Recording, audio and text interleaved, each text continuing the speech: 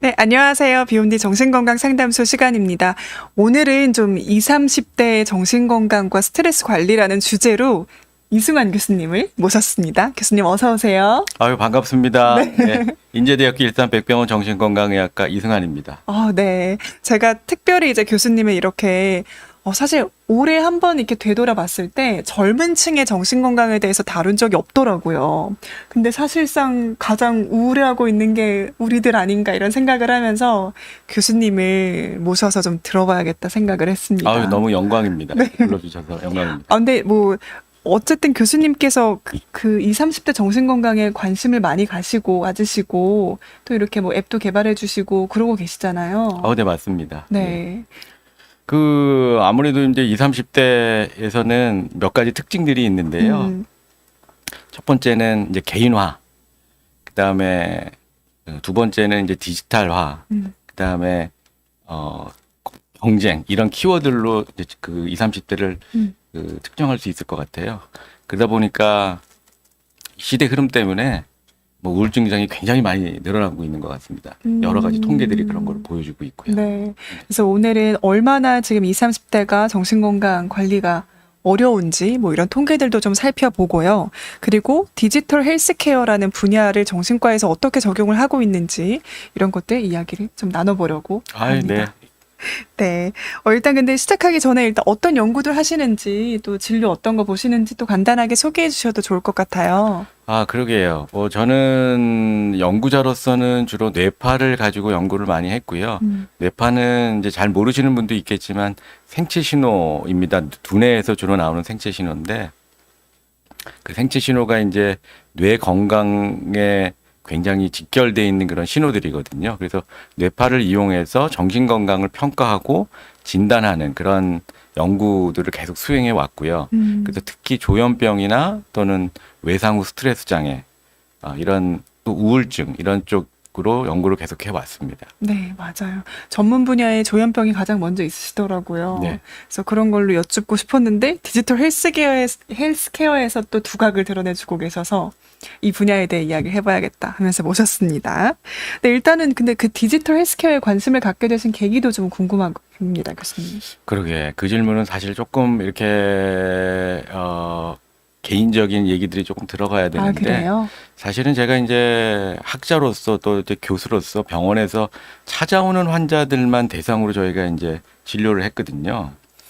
그런데 이제 그 20, 30대 또 특히 10대의 정신 건강이 굉장히 문제가 되는 것이 최근에 이제 목격되는 현실입니다. 이제 아실 거예요. 이거 저는 이제 정신과 의사를 한 지가 이제 30년이 돼 가는데 예전에는 10대, 20대 우울증이라는 것을 본 적이 없어요, 사실은요. 네. 근데 최근에 굉장히 많이 늘어났거든요. 근데 이제 보니까 진료실에는 오지 않지만 정신 건강에 굉장히 문제가 되고 또 자살하는 그런 친구들이 굉장히 많이 있는 것을 알게 됐어요. 특히 그 결정적인 계기가 된 것이 저희 딸이 고등학교 때 같은 반 애들이 이제 수능 시험을 보기 전에 학교에서 떨어져 죽는 사건이 발생했어요. 그래서 저희 막내딸이 굉장히 그것에 충격을 받고 저도 그 얘기를 듣고 진짜 가슴이 아프더라고요. 너무. 그래서 그 계기로 이렇게 병원에 앉아서 진료실에서 진료 보는 거는 쉽지 않습니까? 저희 입장에서는 쉬워요. 예, 그냥 오는 환자 봐주면 되니까. 그게 다가 아니구나. 이 병을 예방하고 사회로 찾아가서 오지 않는 환자들을 방문해서 찾아가서 그 사람들의 정신을 관리해 주는 것, 정신 건강을 관리해 주는 것, 그것이 얼마나 중요한 건지를 저희가 깨닫게 됐고요. 그런 쪽으로 저희 연구 방향을 지금 틀어서 적용해 보자 이런 생각을 가지면서 이렇게 창업하고 하다가 이 자리까지 오게 됐습니다. 그런 사연이 있으셨군요. 저는 좀 그냥 저는 기술을 좋아해요. 얼리 어답터예요. 이런 이야기들을 해주시지 않을까라고 내심 기대를 했는데 생각보다 굉장히 깊은 마음으로 이 사업을 시작을 해주신 거네요. 그렇습니다. 저는 정신건강의학과의 전문가로서 또 우리 정신과 의사들과 교수들을 대표해서 정말 우리 많은 정신건강 전문가들이 오는 환자들뿐만 아니라 이 사회에 지금 정말 우리나라가 지금 자살률 1위고 우울증도 너무너무 많고 이런 이런 처참한 현실에서 우리가 어떻게 공헌하고 이 현실을 좀 헤쳐나갈 것인가 이런 거에 대한 의무감, 책임감이 있다고 저는 생각합니다. 네. 그런데 사실 뭐 올해 우울증 첫 100만이 돌파됐다라는 이야기들도 있고 20, 30대 말씀해 주신 것처럼 우울증으로 고생하시는 분들이 꽤 많이 보이거든요. 그래서 일단은 지금 정신건강 실태가 어떤지 예. 조금 더 설명을 해 주시면 좋을 것 예. 같습니다. 자료를 준비해 보면서 주셨어요. 한번 이렇게 같이 보면 좋을 것 같습니다. 네. 최근에 이제 이런 저희 우리나라에서 우울증 환자가 100만 명이 넘었다는 기사들이 화두가 됐습니다. 근데 사실은 우울증 환자가 100만 명보다 훨씬 더 있을 거라고 저는 생각합니다. 이게 왜 그러냐면요. 그 교과서에 나오는 우울증의 유병률은 전 국민의 약 5% 정도, 보통 정도로 봤을 때 5% 정도로 보거든요. 그리고 우리나라 인구를 5천만으로 봤을 때 10%면 500만이에요. 네. 그리고 5%면 250만 명입니다. 근데 지금 저 우울증 환자, 저게 F코드를 보면서 F코드라는 게 있는데 정신과에서는 우울증 진단에 F코드를 붙은 사람이 100만 명이 넘었다는 겁니다. 1년에. 근데 저는 저거보다 2배 이상은 많을 거다 이렇게 생각하고 있고요. 실제로 그런 것들이 우리나라 이제 정신과의 문제. 저게 많다고 하지만 사실은 더 많은 거고 그만큼 우리나라에서는 환자들이 있지만 병원에 가지 않고 있다라는 것을 반증하는 자료다. 이렇게 저는 보고 있고요. 최근에 이제 보건복지부에서 풀린 자료들을 보면은요. 작년 자료죠. 우울증 환자가 100만 명이 넘었는데 그 인구 분포가 어떻게 되는지를 보여주는 자료입니다. 제가 다시 한번 각색해서 그래픽하게 표현을 했는데 보시면 지금 20대, 30대에서 그래프가 가장 높습니다. 이 회색 그래프가 남녀 그 연령대에서 20대에서 그 합이고요. 파란 게 남자, 빨간 게 여자분이 되겠습니다. 직관적으로 봐도 20대, 30대에서 우울증 환자가 굉장히 많은 것으로 지금 보이고 여자에서 남자 특히 여자가 많네요. 특히 여자가 많죠, 지금요. 그리고 이제 4, 50, 67대는 비슷한 분포로 가는데요. 이거를 연도별로 한번 비교를 하면 2018년부터 2022년까지 자료를 다시 통계를 보면 2018년 20년 동안 변화 없는 연령대가 있습니다. 그것이 50대, 60대, 70대에서는 거의 그래프가 붙어 있죠. 그러니까 이 연령대에서는 우울증이 증가되거나 뭐 이렇게 큰 변화가 없다는 거예요. 그런데 여기 보면 아주 드라마틱한 이게 표시가 돼 있는데 10대, 20대, 30대에서는 지금 2018년도, 19년도 아주 공교롭게도 이게 연도별입니다. 18, 19, 20, 21, 22가 될수록 정말 연도가 그렇죠. 지나갈수록 연도가 지나갈수록 굉장히 우울증의 유병률이 올라가는 것을 볼 수 있습니다. 이거 정말 아이러니컬한 얘기인데요. 제가 처음에도 말씀드렸지만 제가 전공이 때 1990년대 초반, 중반 이때만 해도 10대, 20대 우울증은 본 적이 없어요. 얘가요. 네. 근데 이상하게 이게 최근 10년 이내로 너무 많은 거예요. 그리고 다 자살 시도하는 친구들이 10대고 20대고 중학교, 고등학교 학생들이고 뭐 이러니까 야, 이게 우리나라 사회가 이렇게 변했나 할 정도로 놀라지가 않을 수 없습니다. 이거. 그다음 그래프를 보면 이게 Y축은 그게 숫자인데 똑같이 비교할 수 있도록 제가 이제 Y축을 똑같이 했고요. 남자 환자와 여자 환자를 비교해 봤습니다. 그러면 압도적인 수치로 여자 환자가 10대, 20대, 30대에서 남자보다 많은 것을 한눈에 볼 수가 있겠습니다. 이만큼 우리나라 이제 그 우울증이 지금 문제가 되고 있다. 20, 30대에서 문제가 되고 있다. 이렇게 말씀드릴 수 있겠습니다. 근데 이제 정신건강의학과 입장에서 봤을 때 여성이 특히 이렇게 우울증에 취약한 이유들이 있을까요? 그거는 뭐 정설입니다. 사실은 이제 교과서에 나오는 거를 봐도 호르몬인가요? 뭐 호르몬 변화도 네. 있고요. 또 어떤 뭐 유전적인 영향도 있고요. 네. 또 이런 어떤 사회적인 영향에서 이렇게 희생되는 경향 이런 것도 여자에서 빈도가 많고요. 그래서 우울이나 불안 장애인 경우에는 여자의 빈도가 남자보다 압도적으로 많게 나옵니다. 보통 2배에서 2배 이상 나오는 경우도 많죠. 원래 우울증과 불안장애에서 성별 차이가 그렇게 보인다. 그렇습니다. 네, 알겠습니다. 저는 이제 막 뉴스에서도 이런 이야기들 많더라고요. 20대 여성이 우울증에 가장 취약하다. 이런 거 나오면서 뭐 아무래도 1인 가구도 늘어나고 있고 또 취업난도 겹치면서 그런 것 같다 분석을 하시는 것들도 좀 보았습니다. 네. 이렇게 얘기를 좀 해주셨는데 또 자료 준비해 주신 게 있어요. 그래서 이제 국내에서 얼마 전에 이제 국가에서 며칠 전부터 며칠 이제 전부터 선거를 문제가 됐죠. 앞두고. 그렇죠. 네. 예, 말을 조심해야 될 것 같습니다. 네. 그래서 우리나라에서 하여간 정신건강 전문가로서 저는 이런 선언을 한 거는 굉장히 맞아요. 의미가 있다고 생각합니다. 맞아요. 그래서 네. 제가 아는 동료, 기관장, 선생님들 전부 가서 그 자리에 있었던 그래요? 거고요. 예, 아까 네. 말씀드렸던 우리 신경정신의학회 이사장님, 그다음에 자살예방센터 뭐 이런 모든 기관장들이 저희 가서 같이 이제 참석해서 행사를 같이 했고요. 의미 있는 행사였다고 저는 믿고요. 그것이 현실에서 이런 직접 환자를 보고 또 예방하고 이런 필드까지 저는 정책이나 그런 자금들이 플로우가 원활하게 이루어져서 신속하게 이루어져서 이것이 액션할 수 있도록 필드에서 액션할 수 있도록 구호로만 그치지 말고 이런 것들이 가장 중요한 이제 넥스트 스텝이 아닐까 이렇게 생각을 합니다. 네, 맞아요. 이제 불안장애 유병률이죠. 제가 또 교수님한테 여쭤봤거든요. 그럼 네, 불안장애 네. 유병률은 어떻게 되나 궁금해서요. 그래서 불행히도 불안장애 유병률을 제가 꼼꼼히 찾아보지는 못했는데 2021년 자료까지 이제 신문에 난 거를 좀 조사를 해보면 불안장애 환자도 굉장히 많이 늘어났어요. 그래서 물론 이때가 이제 코로나 시기이기도 한데 2019년대 불안장애 환자 수가 74만 명에서 2021년에 16% 증가된 게 돼 있는데 특히 20대에서는 36%나 증가되는 2배 이상 증가되는 그런 경향들을 보였어요. 그래서 이것도 굉장히 흥미로운 자료인데 뭐 여러 가지가 이유가 있겠죠. 근데 뭐 그걸 다 여기서 논할 수는 없고 어쨌거나 결론은 명확하다. 20, 30대 정신건강 매우 위험하다. 지금 이렇게 결론 내릴 수 있을 것 같습니다. 네. 예. 또 어떻게 보면은 뭐 잘 이해가 되지 않는다. 원인이 무엇이냐 이렇게 이야기할 수도 있을 것 같거든요. 근데 그 전에 일단은 힘들다고 하는 사람들이 있으면 또 들어보고 하는 것도 굉장히 의미 있고 필요한 일이니까요. 그럼요. 이렇게 해주시면 너무 좋을 것 같습니다. 그러니까 어쨌든 이렇게 뭔가 뉴스들이 나오고 실제로 힘들다고 하는 사람들이 이야기를 하면서 평소 그 정신건강 관리도 굉장히 중요해진 것 같거든요. 그래서 내가 우울증인가 할 수 있는 그런 증상이라던가 평소에 정신건강을 어떻게 관리할 수 있는지도 좀 궁금했습니다. 그거 아주 좋은 질문이십니다. 근데 이제 일단 먼저 지금 요 질문 하신 거 맞죠? 네, 맞습니다. 예.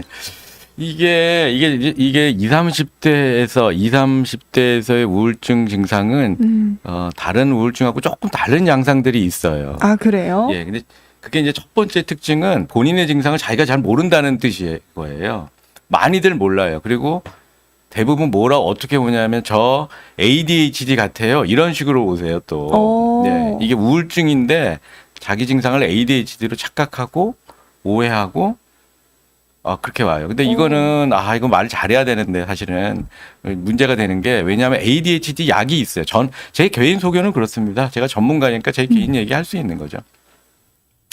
그런 ADHD 약들이 나오면서 이제 마케팅 그런 일들이 많이 일어나죠. 그러다 보니까 미국에도 그런 자료가 있어요. 미국에서 가장 오남용되고 있는 약이 ADHD, 성인 ADHD 약이다. 그리고 가장 많이 진단되는 게 성인 ADHD다. 이게 우울증이 있으면 인지기능이나 집중력이 떨어지거든요. 그렇게 되면 ADHD 진단 기준하고 다 맞는 것 같아요. 자기가 보기에. 많은 분들이 그렇게 오세요. 그리고 그런 많은 분들이 정신과에서 그런 어쩌면 필요 없을 수도 있는 그런 뇌 자극제, ADHD 약들이 결국 뇌 자극제들이거든요. 그런 약을 먹게 되고 좀 뇌 건강의 밸런스가 굉장히 깨지게 되는 그런 상태에서 오게 되는 경우가 너무 많아서 이제 문제다. 그래서 제가 처음으로 강조하고 싶은 거는 이제 인지 기능, 집중력의 저하 이런 게 있다면 내가 우울증을 한번 생각해 봐야 된다. 그다음에 기분 변화, 짜증, 무기력, 죽고 싶은 생각 이런 것들이 있으면 다시 우울증을 생각해 봐야 된다. 이런 것이 없이 두통이나 복통, 식욕 변화로만 나타나는 경우도 있어요. 이런 경우도 우울증을 생각해 봐야 되고요. 마지막으로는 이제 사회 기능의 저하. 내가 직장 생활도 잘 못하겠고 학교도 못 가겠고 이렇게 되면 이게 이상하니까 이제 부모님이나 주변에서 다 알게 되죠. 근데 그 전 이 세 가지 그 단계에서는 잘 주변에서 모르는 경우도 많아요. 살짝 있으면서 또 어떨 때는 또 일을 해내거든요.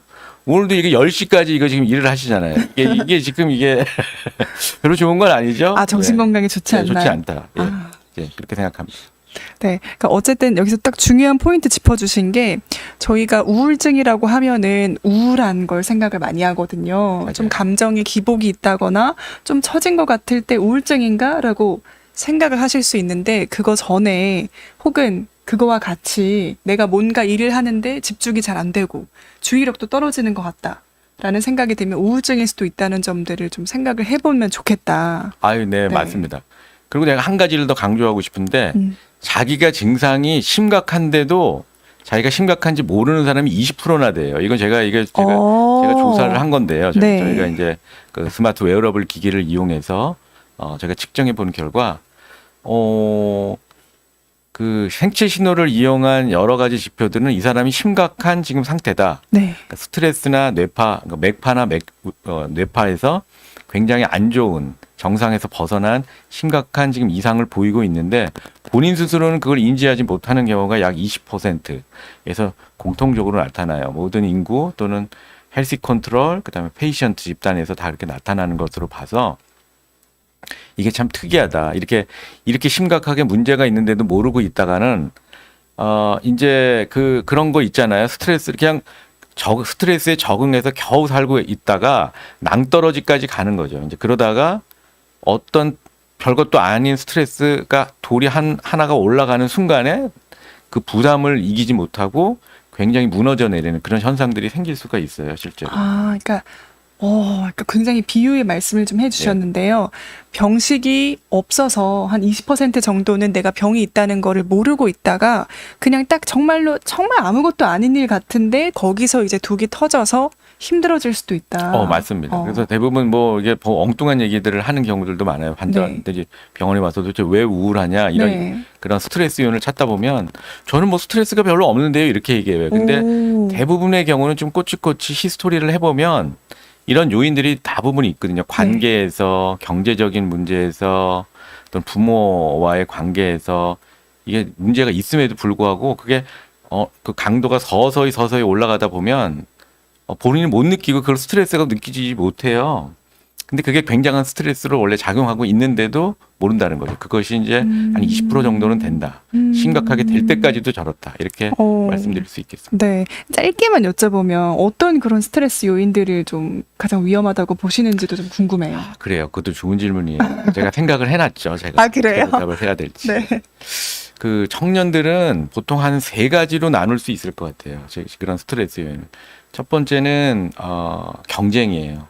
그러니까 어떤 지금 20, 30대를 기준으로 얘기하면 네네. 경쟁 이렇게. 그래서 취업을 한다거나 또 취업을 한 사람은 직장 내에서의 어떤 경쟁이나 이런 쪽에서 굉장히 스트레스를 받아요. 근데 보면은 그 지금 20, 30대가 자라온 교육 환경에서 굉장히 경쟁적인 그런 과정들을 겪으면서 지금 이 나이까지 된 시대예요. 맞아요. 그러니까 이게 그런 패러다임에서 벗어나기가 힘들어요, 그 사람들은. 예. 평생 경쟁했으니까 사실 경쟁하고 뭔가 남하고 비교하고 맞아요. 내가 더 얻고 이런 게 좀 익숙해요, 사실 정말로. 맞습니다. 네. 두 번째는 이제 경제적인 문제입니다. 그래서 이제 그 취준인 경우에는 이게 경제적으로 자기가 이제 어렵고 또 낙오된다는 그런 경쟁에서 낙오된다는 것도 물론 연결되지만 그래서 경제적인 어려움 때문에 이제 두 번째 스트레스가 되는 것 같고요. 네. 세 번째는 이제 부모와의 관계나 관계에서의 문제예요. 부모님들이 요 20, 30대를 키울 때 이거 제 개인 의견이 많이 가미돼 있습니다. 감안해서 들으십시오. 네. 20, 30대를 키운 그 부모님들의 그 역할이 굉장히 매니저 역할을 하는 부모님들이 굉장히 많으셨어요. 실제. 근데 그건 실제로 맞습니다. 예. 네. 근데 그러다 보니까 부모와의 관계에서도 그렇게 썩 좋지가 않고 리얼한 서포트 그룹이 없어요. 이런 없는 경우가 꽤 많고요. 저희 병원에서 많이 봅니다. 그런 경우는요. 부모와의 관계에서 이제 무너지고, 특히 딸이면 엄마와의 관계, 아들이면은 아버지와의 관계, 이런 여러 가지 관계에서 부모 자식 간의 관계에서 이것이 무너져서 진정한 서포트가 안 되고 오히려 짐이 되는 이렇게 역기능적인 밸런스가 깨지는 제가 오늘 말씀드리려는 화두 중에 하나도 이게 밸런스인데 이런 밸런스가 깨져서 이제 오게 되는 거죠. 그래서 이 청년들은 이렇게 그 어떤 경제적인 문제, 그다음에 어떤 관계에서의 밸런스가 깨짐으로써 인해 오는 문제들 때문에 굉장히 고통받고 있는 세대다라고 저는 감히 정의할 수 있다고 봅니다. 그럼 교수님께서는 교수님 따님이 사실 이 경쟁 사회에서 살아야 되잖아요. 맞아요. 어떻게 사셨으면 좀 좋겠어요? 그 갑자기 훅 들어오시는 질문인데요. 저도 궁금해서요. 교수님 어쨌든 딸 키우는 교수님이시니까 아빠 입장에서 정신과 의사로서 해줄 수 있는 어떤 조언이라던가 맞아요. 예, 어쩔 수 이게 없이 살아야 하잖아요. 이 경쟁 사회에서. 아까 이제 약간 힌트가 나왔는데 이 모든 면에서 균형 잡힌 어떤 감각을 유지하는 것이 굉장히 중요해요. 네. 예, 그래서 어떤 친구 관계라든지 어떤 일이라든지 뭐 자기가 어떤 성취를 하려고 했을 때 이게 너무 한쪽으로 과도하게 몰리면 항상 문제가 됩니다. 예를 들어 볼까요? 이거 예를 들다 보면 이게 한도 없는데 사실은 이제 부모 자식 간의 관계를 전형적으로 예를 들어 볼게요. 이제 부모 자식 간에 사실은 이제 사랑과 어떤 격려라는 부분이 있고요.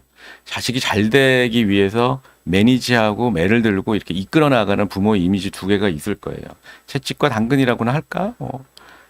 그래서 잘 서포트해 주는 그런 부모가 있고 하나는 이렇게 굉장히 하쉬하게 네. 끌고 나가는 그런 부모의 역할이 채찍도 주고 있는데 당근도 주고 그렇죠. 이렇게요. 예, 그렇게 해야 되는데 이 지금 현재 부모님들은 약간은 이게 서포트하는 부모님이 별로 없어요. 제가 보면은 불행히도 그리고 청년들이 지금 느끼는 우울증이 걸린 청년들의 대부분은 아마 그런 부모라고 제가 단언할 수 있어요. 대부분 이게 부모가 서포트를 잘하거나 걔를 지지적으로 해주거나 어렸을 때부터 정서적인 이런 밸리데이션을 잘해주면 사실은 쉽게 우울증에 걸리지 않아요. 근데 걔는 그런 관리형 이렇게 양육을 받아왔기 때문에 너무 근데 단정적으로 얘기하는 건 좋지 않은데 하여간 어쨌거나 그럴 경향이 굉장히 높고 아니, 교수님께서 어쨌든 30년 네. 동안 진료하면서 얻으신 인사이트니까요. 네. 맞아요. 그래서 이제 그런 그 부모에 대한 양가 감정이 이제 생기게 돼요. 그래서 부모를 미워하는데 이제 자해를 많이 하는 지금 입원한 저희 병원에 입원한 친구도 이제 그런 친구가 있는데 부모를 굉장히 미워하죠. 부모가 이제 그런 부모니까. 그렇지만 또 부모를 너무 미워하는 것에 대한 자책이 있어요. 내가 이게 나쁜 사람이구나. 내가 못됐구나. 부모를 이렇게 미워하다니. 이런 양가 감정이라는 것이 생기는데 그런 쪽에서 적절하게 균형을 잡지 못하는 그런 상태에서 본인의 자아는 굉장히 무너집니다. 그래서 뭐든지 이런 균형, 밸런스를 잘 잡아서 이런 관계를 잘 맺어나가는 것. 이런 것이 정신건강에서의 핵심 아닌가. 이게 저는 이렇게 생각합니다. 네. 균형을 잡는 게 정말 중요하다라고 말씀해 주셨는데요. 이 균형을 잡는 데 도움이 된다고 하는 게 이제 디지털 헬스케어 분야잖아요. 그게 객관적으로 제가 네. 자기의 상태를 알 수 있으니까. 그러니까요. 균형 잡는 데 도움이 됩니다. 그래서 그 디지털 헬스케어가 실제로 정신과에서 어떻게 적용되고 있는지도 좀 설명을 해 주시면 좋을 것 같습니다. 그러실까요? 네. 아주 좋은 질문이십니다. 네. 근데 아까 그 나뜸 이라우느님이 제가 계속 좋은 질문 한다고 하시는데 진짜 좋은 질문이냐고. 사실인가요? 네, 사실입니다. 진짜 좋은 질문이십니다. 네. 예. 다시 강의로 이어가 보겠습니다. 예, 디지털 헬스케어라는 말을 여러분들이 잘 모르실 수가 있는데, 디지털 헬스케어라는 부분은 이제 아시겠죠? 건강 관리에 대한 어떤 큰 카테고리가 있는 거죠. 디지털 헬스케어는 쉬워요. 디지털 기기나 디지털 어떤 신호나 이런 디지털적인 그런 매개를 이용해서 건강 관리하는 것을 전부 디지털 헬스케어라고 할 수 있고요. 정의에 의하면 뭐 ICT 기술을 이용하고 뭐 웨어러블 디바이스를 사용하고 생체 신호를 디지털 신호로 받아서 이거를 인공지능을 이용해서 분석하고 뭐 이런 것들이 이제 포함돼요. 가만히 보시면 그런 영역들이 개인의 유전 정보를 분석하는 굉장히 큰 헬스케어 영역에서부터 모바일 헬스케어, 그러니까 휴대폰을 이용해서 이 사람들이 뭐 어떤 문자들을 많이 보내고 있는지, 뭐 우울이나 자살에 대한 검색어가 많은지 이런 것들을 파악해서 우울증을 파악하거나 자살 위험의 임박성을 파악하거나 하려고 하는 시도들도 있고요. 원격 진료, 이거 원격 진료도 다 디지털 헬스케어에 들어가는 겁니다. 지금 의료계에도 큰 화두가 되고 네. 문제가 되고 있는 뭐 문제가 되는 건지 좋은 건지 나쁜 건지 뭐 판단은 제가 하지 않겠습니다만 그렇습니다. 이 원격 의료도 그렇고요. 굉장히 핫한 디지털 치료제도 그렇습니다. 디지털 치료제라는 거 들어보셨을 거예요. 이런 분야들이 다 디지털 헬스케어 개념에 들어간다. 이렇게 말씀드릴 수 있겠습니다. 네. 조금 조금 더 보면 디지털 헬스케어의 어떤 핵심 터미널로지가 있는데 보시면 스마트폰을 이용한다. 이런 게 가장 중요한 핵심 키워드가 될 수 있고 VR이나 AR 같은 이런 최신의 어떤 가상현실, 메타버스 이런 것들을 이용한다. 이런 것도 디지털 헬스케어 개념에 들어가고요.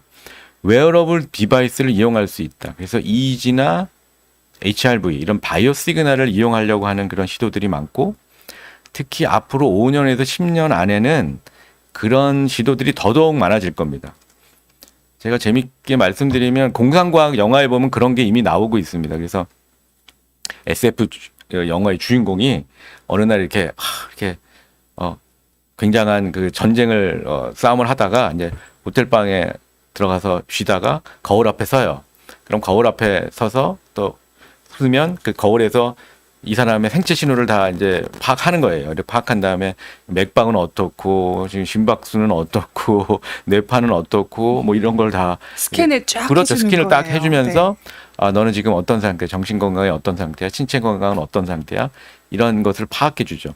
또는 전신 건강 같은 경우는 어떤 캡슐 같은데 이렇게 들어가게 돼요.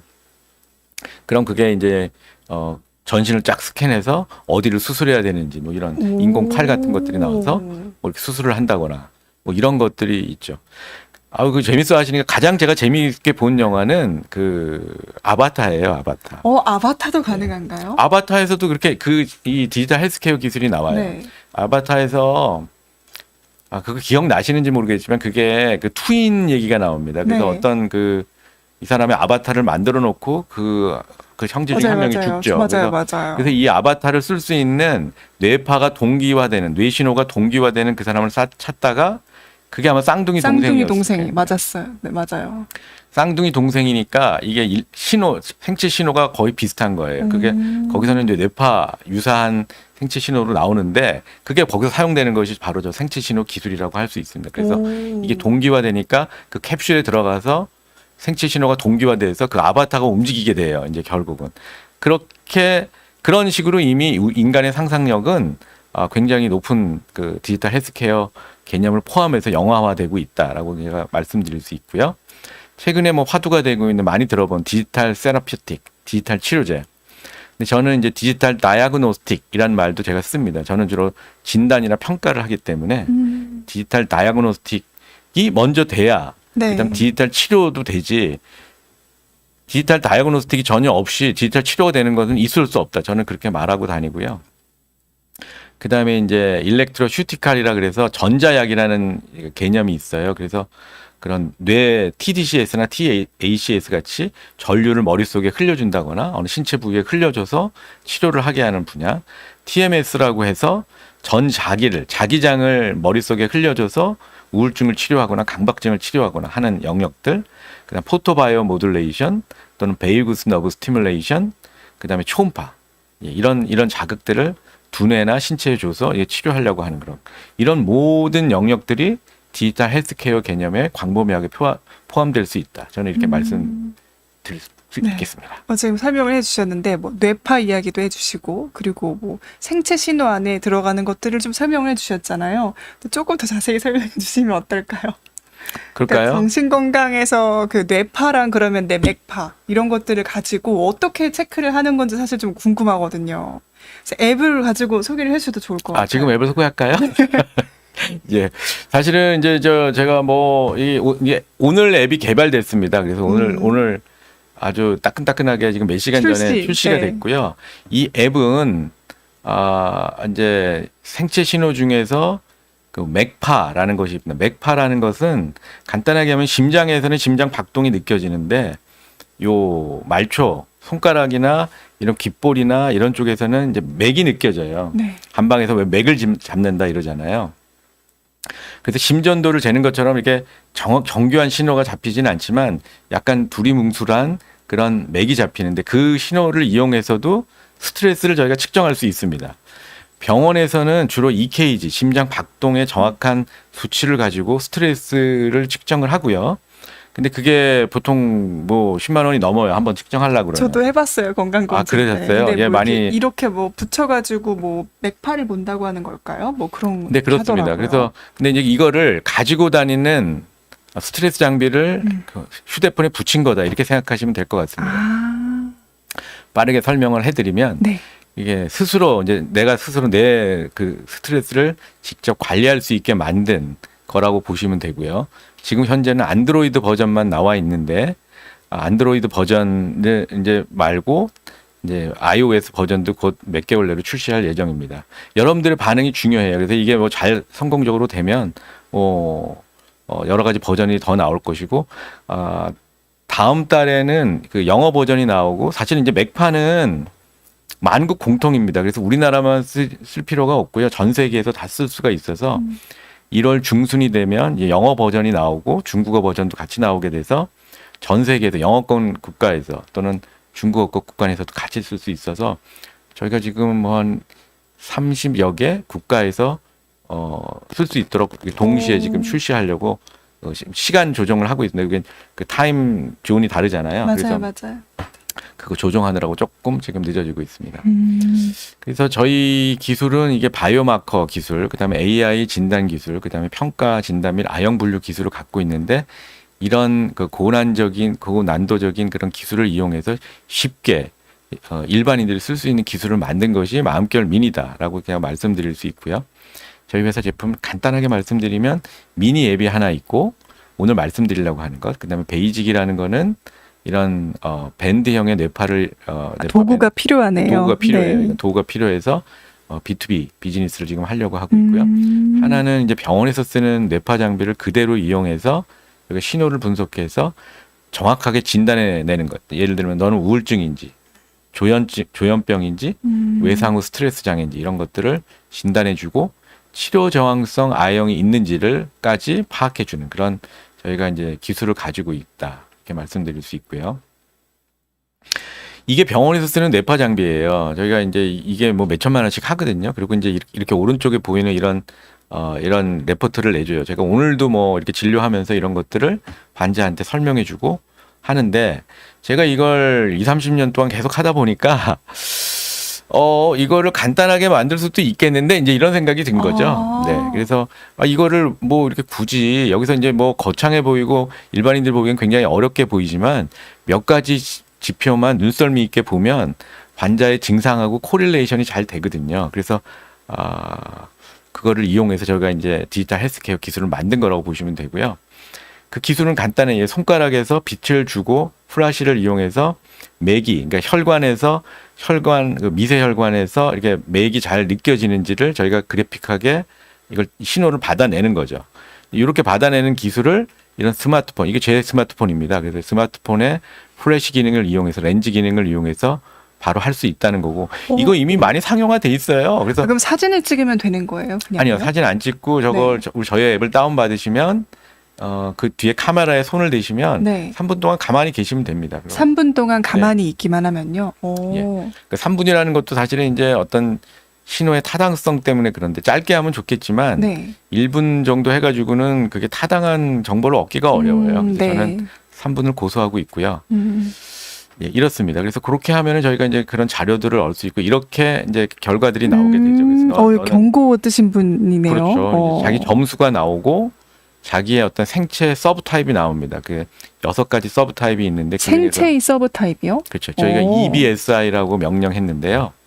이제 MBTI를 하지 마시고 EBSI를 하시면 됩니다. 내 생체 타입이 어떤지. 어떤 서브 타입이 있나요? 예, 그거 6가지 서브 타입이 있는데 첫 번째는 안정형.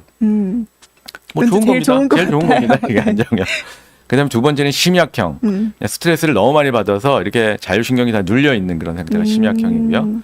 불안형. 자율신경에 이제 교감과 부교감이 있는데 교감신경 활성이 월등히 높은 경우가 이제 불안형. 주로 공황장애 환자들이 주로 보이는 불안장애 환자들이 보이는 형이고요. 네 번째가 이제 우울형. 우울형인 경우에는 오히려 부교감이 높아지죠. 그러면 의욕이 떨어지고 이제 이런 액티베이션을 하기가 어려워지는 그런 경향을 보이게 되고요. 그다음에 이제 뭐 심약 불안, 심약 우울이 같이 이렇게 섞인 경우. 혼합형이네요. 혼합형이죠. 네. 그렇게 될수록 안 좋아요. 아, 그래요? 네. 오. 자율신경이 떨어져 있는데 한쪽으로 불안하거나 자율신경이 떨어져 있는데 한쪽으로만 우울하거나 이렇게 되면 치료도 더 어렵고 더 좀 심각하게 받아들일 수가 있죠. 네. 그래서 그렇게 나오는지를 저희가 봐서 이 사람들의 서브타입을 저희가 제공하고 저게 점수 시스템으로 그냥 간단하게 돼 있기 때문에 이건 영원히 무료로도 쓸 수 있어요. 요거는 거는 이거 영원히 무료예요? 무료예요. 이건 네. 무료고요. 아, 앱 무료냐고 물어보시는 네, 분이 계셨어요. 앱은 무료입니다. 근데 네. 3일 동안 무료인데 네. 여기까지는 무료고 만약에 조금 더 이게 왜 이렇게 나왔는지 알고 싶을 거 아니에요. 네, 그럼, 원인을. 예, 네. 그러면 이게 그걸 좀 자세히 보기 기능이 있어요. 그렇게 하면 그거는 유료 서비스입니다. 그리고 딱 커피 한 잔 값입니다. 한 달 구독료가 커피 한 잔 값. 예. 커피 한 잔과 정신 건강을 예.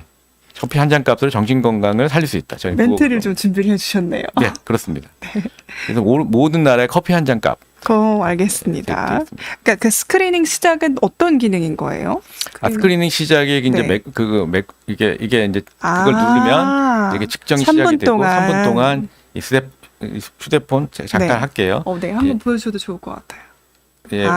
그래서 요 카메라에 카메라 손을 렌즈예요? 대고 이런 식으로 이제 측정 버튼을 누르면 3분 동안 가만히 있게 되면 자기의 어떤 맥파를 재게 되면서 스트레스를 측정하게 되는 그런 원리가 되겠습니다. 너무 좋은데요. 네.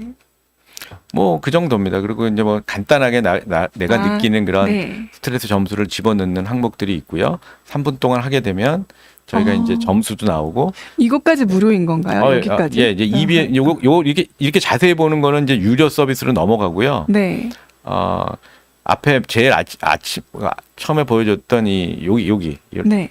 여기는 이제 무료 서비스예요. 그래서 처음에 이제 좀 해보시고 유료로 하시면 제일 좋지만 네, 이걸 내가 네, 네. 무료로 이용하고 싶다. 네. 그러시면 이제 무료 서비스를 계속 이용할 수 있다. 평생 네. 이게 무료할 수 있다. 내가 어떤 상태인지를 알 수 있다. 예, 이렇게 강조드리는 바입니다. 네, 알겠습니다. 그러면은 좀 화면 크게 전환해 주셔가지고 그 교수님 앱을 한번 구경을 해봐도 괜찮지 않을까? 그래 보실까요? 네, 그럼 또 교수님 정보가 있지 않을까 해서요. 네, 지금 이렇게 교수님 이수관님의 마음 건강 모니터링이라고 해주셨는데요. 건강한 상태세요.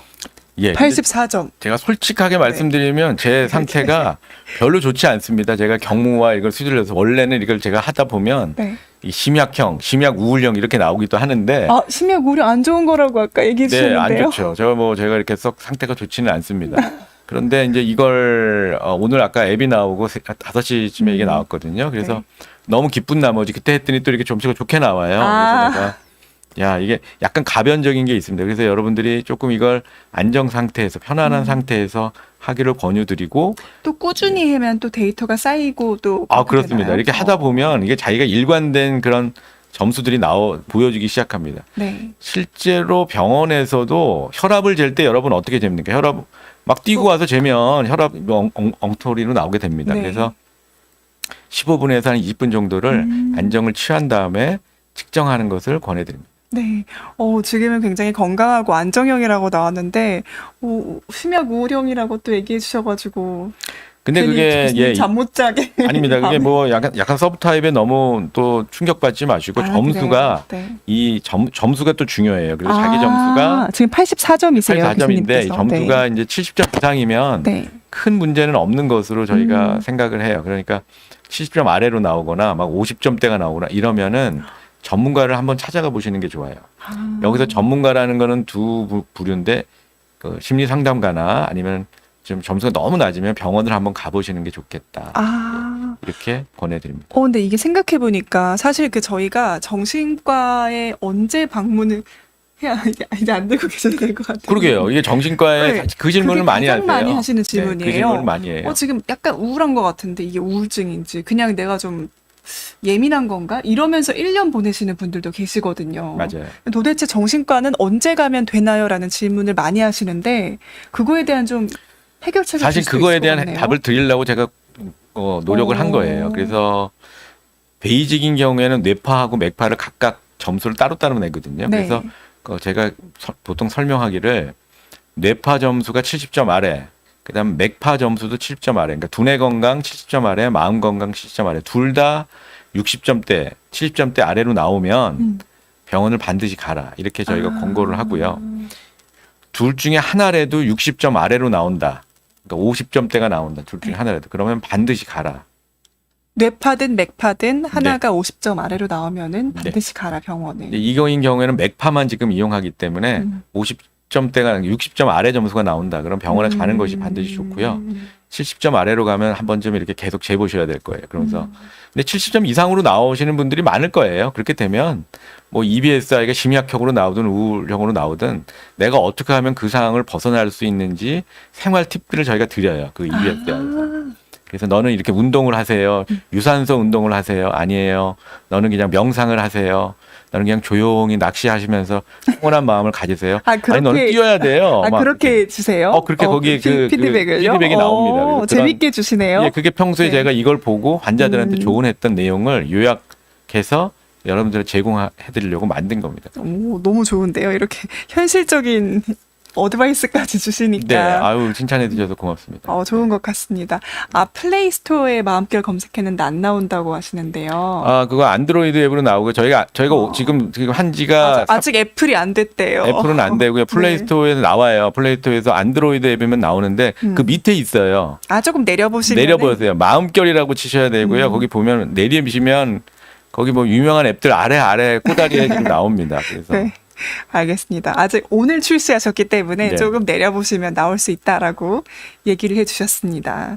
네, 이렇게 얘기를 해주셨는데요. 교수님께서 직접 만들어주신 앱이에요. 그러니까 어쨌든 그거에 있어서는 큰 의미가 있는 것 같습니다. 설명해주신 앱은 무료로 사용할 수 있는 마음결 베이직 앱이고요. 미니. 마음결 미니 앱이고요. 마음결 베이직 같은 경우는 이제 뇌파까지 같이 이렇게 측정을 해서 맞습니다. 조금 더 정확하게 할 수 있다고 베이직부터 유료라고 얘기해 주셨고요. 그다음에 프로는 실제로 이제 병원에서 진단 보조 기구로 사용할 수 있게끔 개발을 하고 계신다고 하셨습니다. 네. 근데 이렇게 얘기를 듣다 보니까 원래 마지막에 질문을 드려야 되는 건데 좀 지금 드려야 될 것 같아요. 네, 하세요. 우울 심약형이고 뭔가 불안하다고 얘기해 주셔서 어쩌다가 정신건강의학과 선생님이 제가 저주 정신건강을 지켜야 되는데. 네. 그러니까 예. 저희가 그 정신과 선생님들 나오시면 정신건강 관리 팁을 여쭙거든요. 예. 그 팁을 얘기해 드릴까요? 네. 아니면은 제가 생각하는 팁을 얘기할 거예요? 제가 어쩌다가 왜 우울 심리학형이 되는지를 말씀드릴까요? 둘 다 얘기해 주시면 좋을 것 같아요. 이어서요. 이게 제가 정신건강 팁은 그거 질문하신다 그래서 제가 생각을 해봤는데 네. 가장 중요한 게 아까도 말한 것처럼 개인적인 삶에서의 밸런스, 생각의 밸런스가 굉장히 중요하다.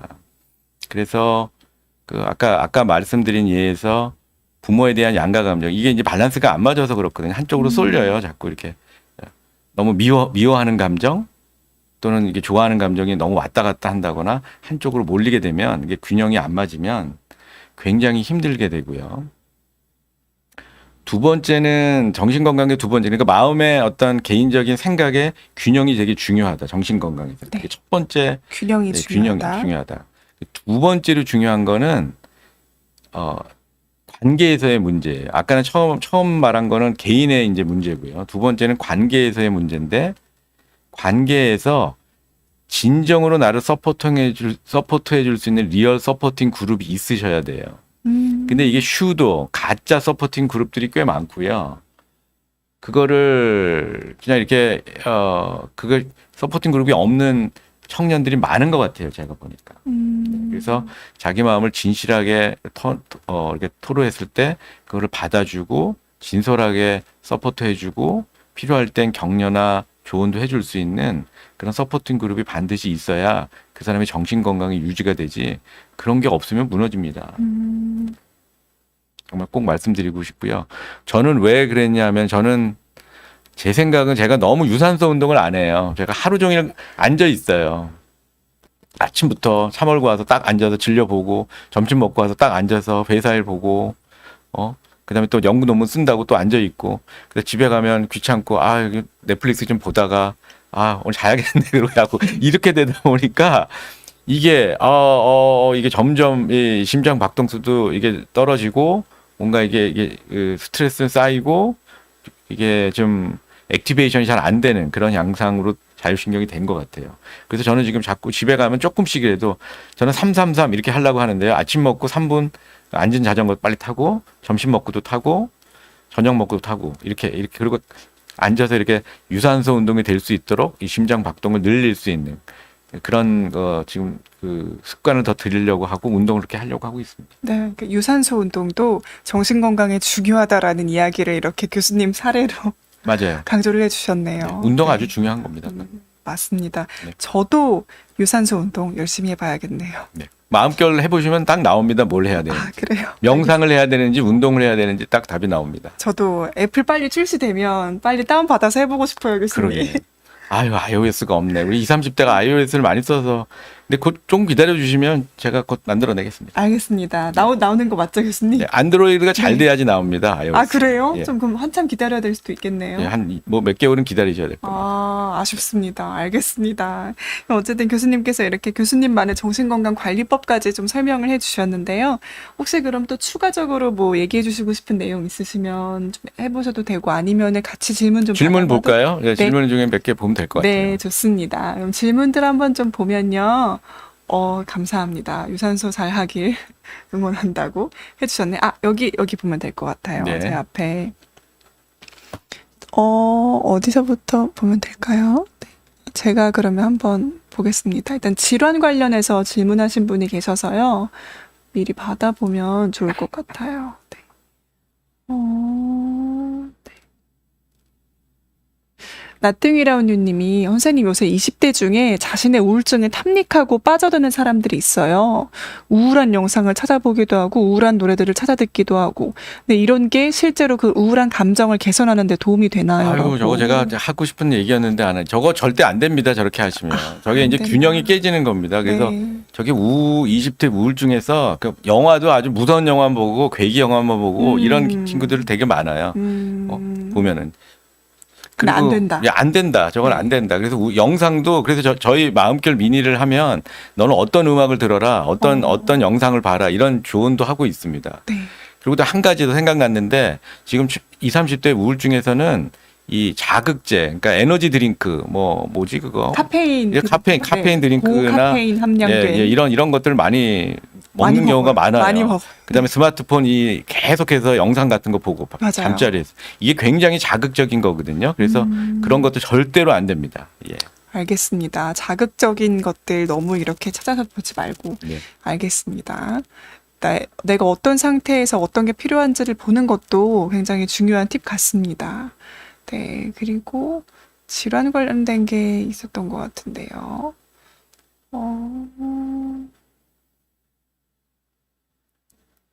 네, 앱은 마음결이고, 호이뚫리님인데 질문 쭉쭉 주셨어요. 선생님, 저는 33살 청년인데 우울 불안증이 심해져서 자율신경 실조증을 겪다가 치료 중이었습니다. 근데 갑자기 엄마가 돌아가시고 몸도 좀 힘들어지면서 마음도 불안해지네요. 어떻게 해야 될까요? 라고 질문 남겨주셨어요. 그러게 이분은 그냥 질문에서도 저게 우울 불안 이게 치료를 해야 되는 자율신경 실조라니까 지금 말한 저 스트레스 검사도 어디서 하신 거고요. 네. 전형적인 증상이죠. 저런 게요. 몸도 기력도 떨어지고 저렇게 되면 심각한 본인이 자각할 수 있는 우울 증상까지도 느끼게 되고. 글쎄 저는 이제 치료를 하고 있는지 질문 드리고 싶고요. 만약에 하고 있지 않다면 빨리 가까운 신경정신과에 예약을 하셔서 가야 된다. 예, 그리고 마음결 미니도 한번 해보시면 좋다. 그게 유료는 꼭 안 하셔도 좋으니까 제 목표가 그거예요. 저 정신 건강에 문제가 있는 사람들이 무료라도 해라. 그래서 네가 어떤 상태인지 알아야 된다. 이렇게 제가 주장하는 맞아요. 바입니다. 네, 그게 가장 어려운 건데 어쨌든 그거를 앱을 통해서 할 수 있다면 정말 좋은 것 같습니다. 네. 네, 왜 배만 나은님 같은 경우는 불안할 때 책을 좀 읽으셨대요. 불안에 관한 책을. 근데 이런 것들은 좀 어떻게 보면 인지 기능을 활성화하는 거니까 도움이 될 것 같기도 하다는 생각이 드는데요. 그래서 뇌파 검사에서는 이제 EBSI 중에 브레인 포그라는 게 있어요. 그런 네. 경우에는 좀 어려운 책을 제가 보라고 하는데 지금 우울증인 경우에는 너무 어려운 책은 좋지 않고요. 밝고 가볍고 나한테 이게 활력을 줄 수 있는 그런 내용의 음악이나 책을 읽는 것이 훨씬 좋습니다. 네. 알겠습니다. 괭이님이 선생님 SBS 개그맨 닮으셨다고 하는데 들어보신 적? 개그맨 정재영이 아니라 제가 무슨 뭐 건축가 누굴 닮았다는 얘기는 들어봤는데 정재영 죄송합니다. 오늘 좀 적어주셔도 나중에 한번 알겠습니다. 네. 네. 네. 그러면은 저희 오늘 라이브 여기서 마무리해봐도 괜찮을 것 같은데요. 그러게요. 네. 좋은 질문 주셔서 감사합니다. 네. 아유, 교수님 오늘 어떠셨는지 좀 궁금합니다. 그러게 오늘 그럼 10시에 마지막으로 뭐 좀. 굉장히 10시에 8시부터 제가 모르고 왔잖아요. 그래서 10시에 소전역점이 많다고 하셨는데 너무 죄송하더라고요. 그러게 이렇게 많은 분들이 들어와서 질문해 주시고 그래서 좋았고요. 네. 제 생각을 잘 나눌 수 있는 기회를 주셔서 너무 영광이고 기뻤습니다. 감사합니다. 네, 오늘 너무 좋은 내용이었습니다. 라고 댓글 남겨주셨네요. 그러면 저희 교수님을 이렇게 또 응원하면서 마음결이 또 세계로까지 뻗어나가길 응원하면서 교수님은 보내드리도록 하겠습니다. 모두 좋은 밤 되시고요. 교수님도 좋은 밤 되시길 바랍니다. 감사합니다. 네, 감사합니다. 고맙습니다. 네, 감사합니다.